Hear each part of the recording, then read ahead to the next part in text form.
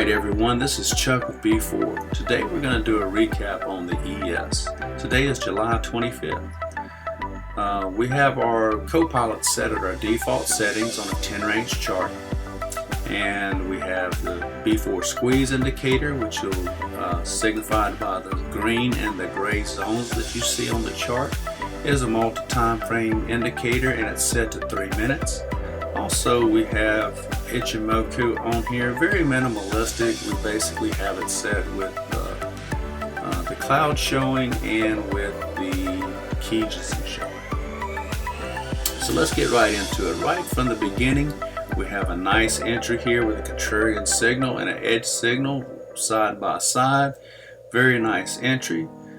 Depending on how you manage that, typically what we do is we'll guard behind our stacked squeeze zones here and let the trade work itself out, keeping the stop loss here.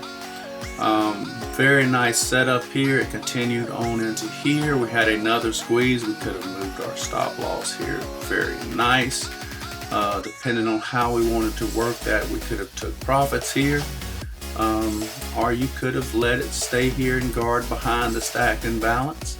Either way, you wanted to work that out. It just depends on trade management. Nice day today. We have our momentum signals firing here. Momentum candles firing here. Nice momentum candles firing here. We get to an edge signal. Of course, depending on your trade management, you could have guarded here behind your stacked imbalance or behind your squeeze zone. Worked out very nice. Again, you could have took profits here depending on your management, and if so, you would have immediately got locked into another trade here and with an edge signal, and very nice setup today. Price action was very nice.